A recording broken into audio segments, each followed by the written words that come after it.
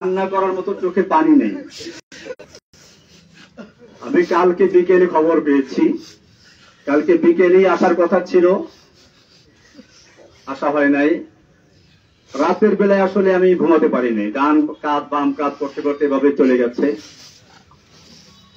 আপনারা জানেন আমি বরগুনা এসেছিলাম 2013 সালে আগস্টের 10 তারিখে।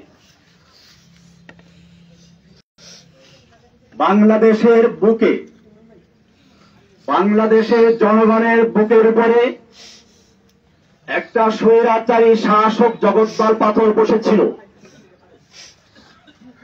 আমি তার একটা বক্তব্যের প্রতিবাদ করেছিলাম। সে বক্তব্য দিয়েছিল, মা দুর্গা দেবী প্রতি বছর কোন না কোন বাহনে চড়ে আসে, এবার এসেছে গজে চড়ে, আর গজে চড়ে আসলে দেশে ফসলে ভরে যায়। আর বাস্তবে তাই হয়েছে, এবার ফসল বেশি হয়েছে। একটা হিন্দু যদি এ কথা বলতে আমার কোন আপত্তি ছিল না, তাদের আকীদা তারা পেশ করবে। বাংলাদেশের 18 কোটি মুসলমানের নেত্রী এই দেশে বসে যে আকীদা পোষণ করেছে, আমি বলেছিলাম মক্কার আবু জাহেল আবুল হাবকে আকীদা ভালো ছিল। মক্কার আবু জাহেলরাও বিশ্বাস করত।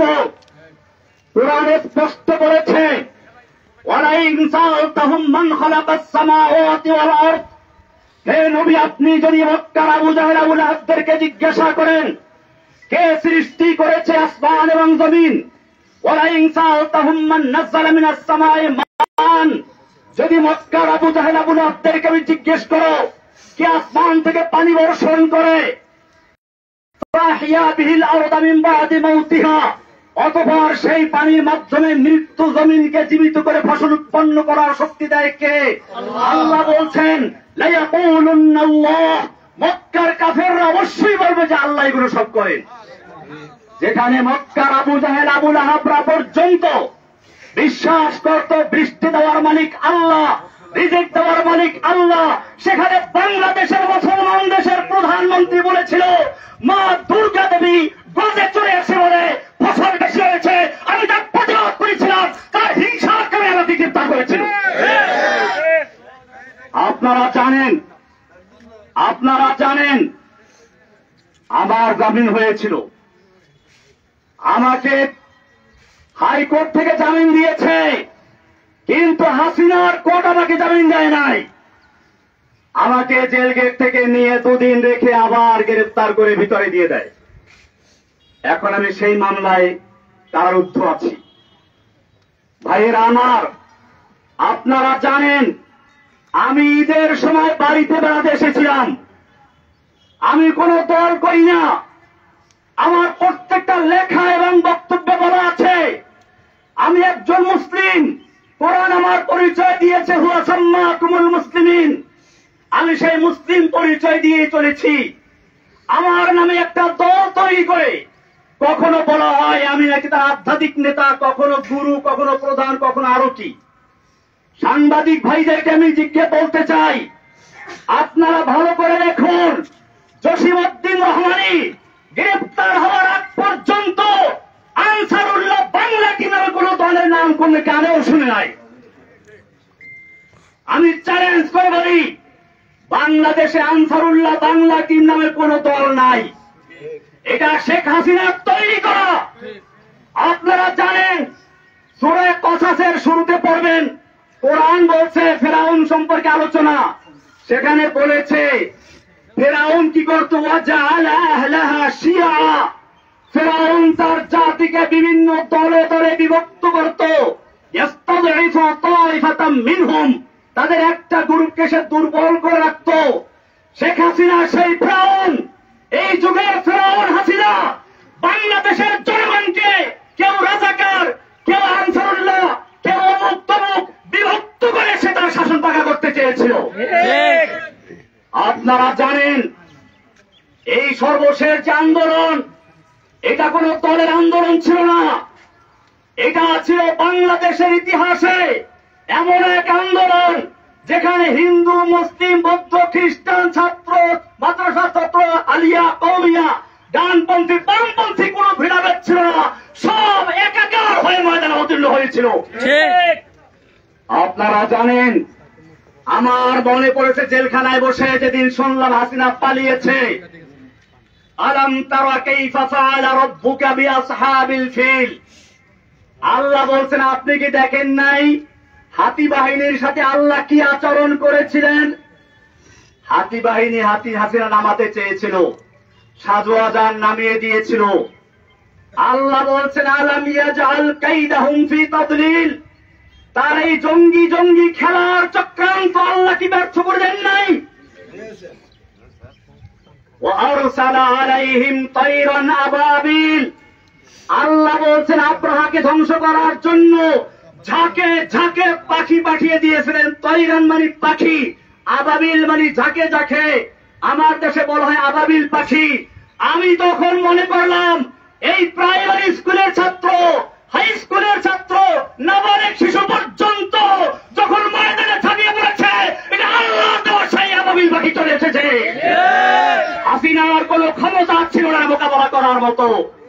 আমি ধন্যবাদ জানাই বাংলাদেশের সেনাবাহিনীকে সময় মতো পদক্ষেপ নেওয়ার জন্য, যে তারা কোন দলে আনুগত্য না করে বাংলাদেশের জনগণের পাশে দাঁড়িয়েছিল। আমি বাংলাদেশের পুলিশ ভাইদেরকে বলবো, আপনাদেরকে জোর করে ব্যবহার করেছে আমরা জানি, আপনাদের দোষ না। আমি সেজন্য আজকের মাধ্যমে সারা বাংলাদেশের মুসলিম অমুসলিম সমস্ত মানুষকে বলতে চাই, আপনারা কোনো ফাঁদে পা দিবেন না। এখন বড় কঠিন মুহূর্ত চলছে। আপনারা দেখেছেন ভারতের মিডিয়ায় প্রচার হচ্ছে বাংলাদেশে হিন্দুদের মন্দির জ্বালিয়ে দেওয়া হচ্ছে, হিন্দুর বাড়ি ঘরে আগুন লাগানো হচ্ছে, এই সমস্ত অপপ্রচার হচ্ছে। খবরদার, আমি আপনাদেরকে কঠোরভাবে বলছি, কোন হিন্দুর উপরে আক্রমণ যেন না হয়, কোন মন্দিরকে আগুন দিতে না পারে, সেজন্য আপনাদেরকে অতন্ত্র প্রহরে বাড়তে হবে ইনশাআল্লাহ।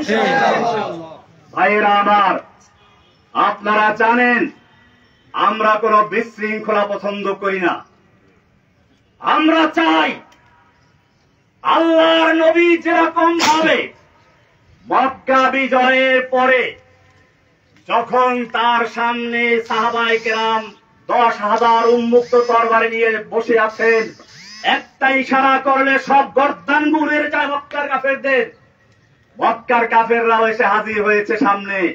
আল্লাহর নবী জিজ্ঞেস করেছিলেন, ওহে মক্কার কাফেররা, তোমরাই তো সেই লোকগুলো যারা আমাকে হত্যা করার জন্য ঘেরাও করেছিলে, তোমরাই তো সেই লোকগুলো যারা আমার বিলালকে উত্তপ্ত রৌদ্রে শুয়ে রেখে নিচে আঙ্গার দিয়ে উপরে পাথর চাপা দিয়ে রেখেছিলে, তোমরাই সেই লোকগুলো যারা সুমাইয়া রাদিয়াল্লাহু তাআলা আনহাকে লজ্জাস্থানে বর্ষা দিয়ে আঘাত করে হত্যা করেছিলে, তোমরাই সেই লোকগুলো যারা আম্মার ইবনে ইয়াসিরকে বন্দী করে নির্যাতন করেছিল।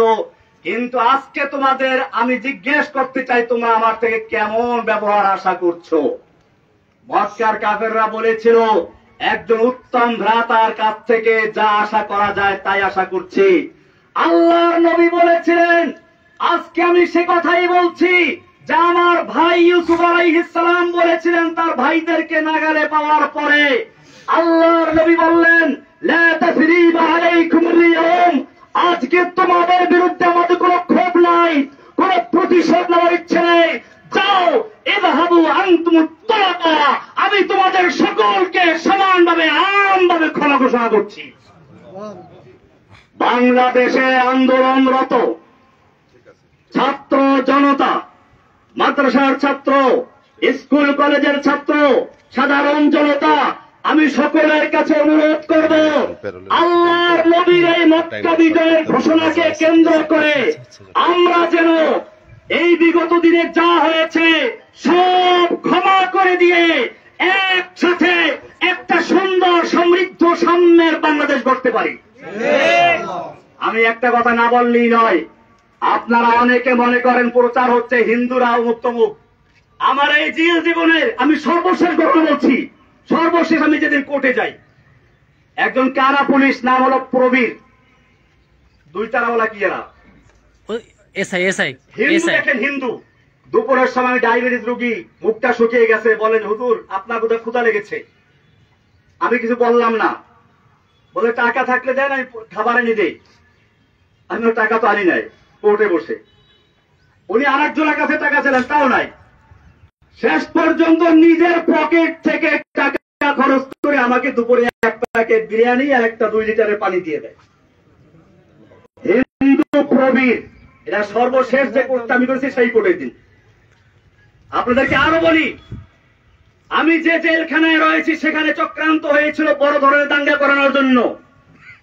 আমি সকালবেলা থেকে পুরা জেলখানায় হ্যান্ড মাইক হাতে নিয়ে বলেছি, খবরদার কেউ কোনো বিশৃঙ্খলা করবেন না, বিশৃঙ্খলা করবেন না, আপনারা শান্ত থাকুন। আপনারা জানেন আমাকে রাখা হয়েছে হাই সিকিউরিটি জেলে, এশিয়া মহাদেশের 1 নাম্বার জেলেটা, কঠিন জেল। 1000-এর উপরে আছে ফাঁসির আসামি, ফাঁসির আসামি আছে 1000-এর উপরে। এরপরে হুজি জেএমবি যত সব ওখানে। এইখানে গন্ডগোল লাগাবার চক্রান্ত করা হয়েছিল। আমি হ্যান্ড মাইক দিয়ে সকালবেলা ঘুরে ঘুরে প্রত্যেকটা বিল্ডিং এর সামনে গিয়ে বলেছি, কেউ শৃঙ্খলা করবে না, আমি আপনাদের জন্য মুক্ত হলে পরে আপনাদের জন্য মুক্তির ব্যবস্থা করবো ইনশাআল্লাহ। ইনশাআল্লাহ সবাই আমার কথা মেনে নিয়েছিল। কিন্তু কে বা কারা উস্কানি দিয়ে কিছু কয়েদিদেরকে লেলিয়ে দিয়েছে এখানে আক্রমণ করার জন্য, বিশেষ করে আমি যে বিল্ডিং গেছিলাম সেখানে আক্রমণ করার জন্য। কারণ কি? কারণ ছিল এই আন্দোলনটাকে একটা জঙ্গি রূপে আকৃতি দেওয়ার জন্য। আমি গোয়েন্দা বিভাগের ভাইদেরকে বলবো, ঢাকার high security, Kashimpur high security পরিবেশ শান্ত হওয়ার পরে এই কয়েদিদেরকে লেলিয়ে দিয়েছিল কারা হাজতের উপরে। যদি সেদিন আমি জীবনের ঝুঁকি নিয়ে বাধা না দিতাম তাহলে সেখানে কারবালার ময়দান হয়ে যেত। কারণ হাজতেরা নামলে পরে ওই কয়েদিদেরকে খুঁজে পাওয়া যেত না। এই চক্রান্ত কারা করেছিল আপনাদের খুঁজে বের করতে হবে। এই চক্রান্ত শুধু জেলখানার ভিতরে না, আপনারা শুনুন, আমি যেই ব্লকে থাকি, অর্থাৎ ব্লক বলতে একসাথে 7টা রুম, আমি সবসময় একাই থাকতাম এক ব্লকে। কিছুদিন আগে বন্দি বেশি হয় আমার ওখানে, ওই যে প্রশ্ন ফাঁসের আসামি আবেদ আলী, ওর সাথে আরো কয়েকজন যায়, হিন্দু একজন আসামি আছে, হিন্দু। আমি বললাম, খবরদার তুমি যে হিন্দুরা তো কেউ বুঝতে না পারে। আমি ওর নাম রেখে দিলাম আব্দুর রশিদ, এখন আমার পাশেই আছে, আসার সময় দেখা করে আসছি, যাতে করে তার কেউ ক্ষতি করতে না পারে। আমার বড় ভাই এখানে আছে, আমি ছোটবেলায় দেখেছি। আমার বড় ভাই আছে এখানে, এদিকে মাস্টার সাহেব দিকে আমি বলি, বড় ভাই হিন্দুদের বরিষ্ঠ বন্ধু। আমি দেখেছি ছোটবেলাতে আমাদের পাশের গ্রাম হিন্দু। এই হিন্দুরা ওনার সাথে কি সম্পর্ক আছে, বিপদ আপদে বললে তো ওরে আসাই বলিবার কাছে। এইভাবে আমরা পারিবারিক ভাবে হিন্দুদেরকে কখনোই পর মনে করি নাই। আমি বাংলাদেশের সমস্ত ভাইদেরকে বলবো, আমার এই আওয়াজ যে প্রান্তে পৌঁছে, হিন্দু মুসলিম আমাদের কোন বিভেদ থাকার দরকার নেই। আমরা বাংলাদেশী। আমি ইন্ডিয়াতে পড়াশোনা করেছি, দেওবন্দের আর উল্লেখযোগ্য ছাত্র আমি দেওবন্দে পড়াশোনা করেছি। ইন্ডিয়াতে হিন্দুদের বিভিন্ন বাগানে গিয়ে ফল খেতাম। হিন্দু দাদারা আমাকে বলতো, খালো খালো ভাই, যেতে চাই খালো, যত চাপ খেয়ে দিতে পারো। এরকম আমি সেই সংস্কৃতির প্রাপ্ত লোক। আজকে হাসিনা সরকার তার ব্যক্তিগত আক্রোশের কারণে সারা বাংলাদেশে নয়, সারা বিশ্বে আমাকে জঙ্গি বলে চিহ্নিত করে একেবারে প্রচার করেছে। আমি আপনাদের সাংবাদিক ভাইদেরকে বলতে চাই, বাংলাদেশ আমি যখন বয়সে ছিলাম গ্রেফতার পরিণত হইলাম। আমি বন্যার বড় মসজিদ, কেন্দ্রীয় মসজিদ সুধার, এই সদরঘাট মসজিদের খতিব ছিলাম। শুক্রবার দিন, জুমার দিন, ঈদের মতো, লোকসভা মতো বরগুনার কোন লোকে বলতে পারবে আমি কোন জঙ্গি জঙ্গি কর্মকাণ্ডের সাথে জড়িত ছিলাম? তাহলে আমাকে কেন এই পরিচয় করা হোক? কারা করিয়েছে? আল্লাহ তারা ছাড়ে না। ইন্না বাদশা রব্বিকা লাশাদীদ। যেই অহংকারী, যেই ফিরআউন, যেই দাজ্জাল কয়েকদিন আগেও বলেছিল হাসিনা পালায় না, সে ব্যক্তি পালিয়ে গেছে। এটা আল্লাহর দেওয়া শিক্ষা। আমি একটা কবিতা তৈরি করেছি, জাআল হাক্কু ওয়া যাহাকাল বাতিল ইন্নাল বাতিলা কানা যাহুকা। ফিরাউন आए, हामन आए, हसीना आए, कौवा आए, नानक आए, जालिम जाबिर सुल्तान आए, जितने जितने शैतान आए सबको हुई रुसवाई हासिल। जाअल हक्कु व ज़हाकल बातिल इन्नल बातिला काना ज़हूका। যুগে যুগে যত ফিরাউন দুনিয়াতে আগমন করেছে, আল্লাহ একটু ঢিল দিয়ে দেখে কত দূর যেতে পারে। যখন তার যাওয়ার সীমানা অতিক্রম করে আল্লাহ এমন ভাবে ধরে, তখন তার পালিয়ে যাওয়ার জায়গা থাকে না। ইন্না বাতশা রাব্বিকা লাশাদীদ, নিশ্চয় আল্লাহর ধরা বড় কঠিন। ভাইয়েরা আমার, আমি অনেক কথা বলে ফেলেছি, আমার সর্বশেষ কথা এটাই, এই যে বিজয়টা হয়েছে, এই যে বাংলাদেশের স্বাধীনতা অর্জন হয়েছে নতুন করে, এই স্বাধীনতা অর্জনে যে সকল ছাত্র ভাইয়েরা, বিশেষ করে আবু সাইদ, সেই রংপুরের আবু সাইদ, যে ব্যক্তি নিজের বুকটাকে টান করে দিয়ে গুলির সামনে নিজেকে পেশ করে দিয়েছিল, আমার মনে পড়ল সেই ইংরেজ তার ইতিহাস। দারুল উলুম দেওবন্দের শাইখুল হাদিস হুসাইন আহমদ মাদানী রাহমাতুল্লাহি আলাইহি একবার ইংরেজের বিরুদ্ধে আন্দোলনে এক ময়দানে ভাষণ দেওয়ার কথা ছিল। দিল্লি লাল কেল্লার সামনে ইংরেজ সরকার ঘোষণা করেছিল দেখা মাত্র গুলি করতে হবে। মাওলানা মাদানী রাহমাতুল্লাহি আলাইহি সেই ইংরেজদের সামনে গিয়ে হাজির হয়ে বলেছিলেন, मैंने सुना है कि ये सफेद कुत्तों ने ऐलान कर दिया है कि जो उनके खिलाफ नारा लगाएगा उनको गुली कर दिया जाएगा, करो गुली। যে আমি শুনেছি এই সাদা কুকুরের দল ঘোষণা করেছে যে ব্যক্তি এখানে বক্তব্য রাখবে তাকে গুলি করা হবে। আমি মাদানী হাজির হয়েছি, করো গুলি। এই বলে যখন তিনি ধিক্কার দিয়েছিলেন, সমস্ত পুলিশের হাতের রাইফেলগুলো ঝরঝর করে পড়ে গিয়েছিল। সেই ইতিহাস আর একবার পুনর্জীবিত করল আবু সাইদ, ফারহান ফাইয়াজ, এরকম আরো কত তাহমিদ, আরো কত ছেলেরা।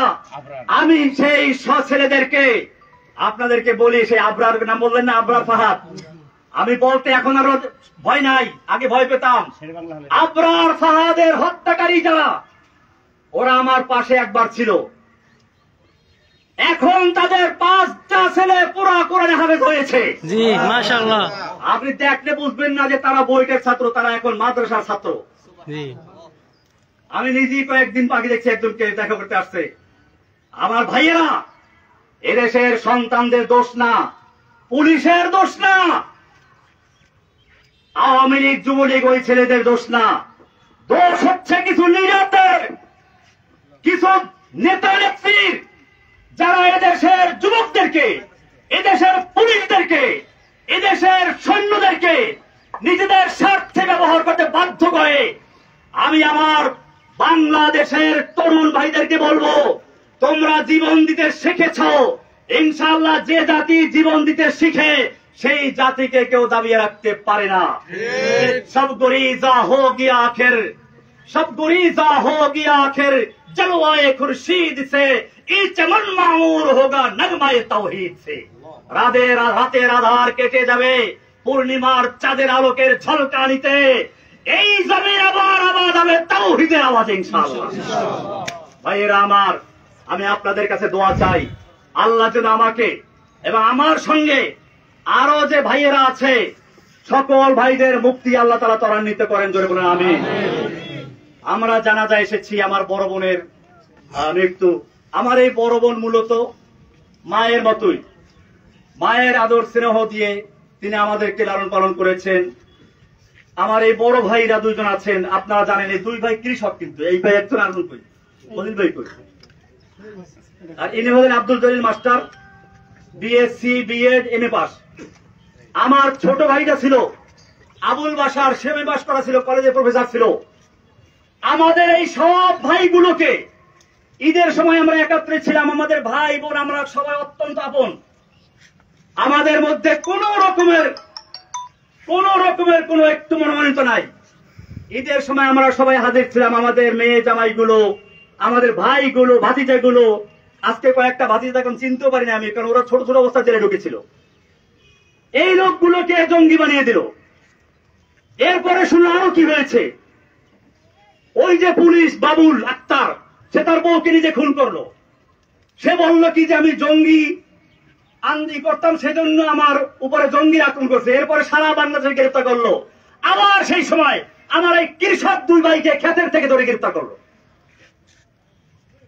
আমার এই ভাই জলিল মাস্টার বরগুনার একজন নাম করা হেডমাস্টার, আজকে কত 11 বছর পর্যন্ত মামলার কোন বিচার নাই। মামলার বিচার করবে কি? এই মামলা তো হাসিনার নির্দেশে হয়েছে, এই মামলার কোন এভিডেন্স নাই, সেজন্য মামলা জায়গায় রয়ে গেছে, আজ পর্যন্ত বিচার শুরুই হয় নাই। আমি আপনাদেরকে কথা বলে এই জন্য বললাম, আপনারা বরগুনার মানুষ, হয়তো আপনারাও মিডিয়ার কারণে অপপ্রচারের কারণে বিশ্বাস করতে পারেন, মনে করতে পারেন কিনা যেন আছে। আসলেই আমার এই ভাইগুলোকে আপনারা চিনেন। আমার ছোট ভাই ওই সময় বাড়ি ছিল না, সে বরিশাল কলেজে প্রফেসর ছিল, তাকে গুম করা হলো, 6 মাস পর্যন্ত নির্যাতন করা হলো। বলা হলো তুই খালি একটা কথা বল, জসিমউদ্দিন রহমানী আনসারুল্লাহ বাংলা টিমের প্রধান, তাল তোকে ছেড়ে দিব। আমার ছোট ভাই চরম নির্যাতনের শিকার হয়েছে। আমি যখন তাকে যে দিল, দেখলাম হাঁটতে পারে না একটা যুবক, তকবর্ব কি হাস্যোজ্জ্বল হাসি খুশি একটা ছেলে, কিন্তু সে হাঁটতে পারছে না। এবং কিছুদিন পরে সে আল্লাহর রাস্তায় মারা গেল, শহীদ হয়ে গেছে। ভাইরা আমার, কি অপরাধ ছিল সে আবুল বাশারের, কি অপরাধ ছিল জলিল মাস্টারের, কি অপরাধ ছিল এই কৃষক আইয়ুব খলিলের, কি অপরাধ ছিল সেই ছোট ছোট বাচ্চা, তো ওই যে ছেলেগুলো সব জেলে ছিল। এখন আমার সামনে সব বড়গুলো বড় হয়ে গেছে, হাতি যারা আমি চিনিও না লেখে। এই যে এটা জেলে ছিল, এ সিএনবি মসজিদের ইমাম, এ একটা জেলে ছিল। এরকম মানে এখন বড় হয়ে গেছে, আপনি দেখছেন। তখন আরো ছোট ছোট বাচ্চা ছিল, এই বাচ্চাগুলোকে ধরে জেলে ঢুকিয়েছে। বিচার কি হবে না?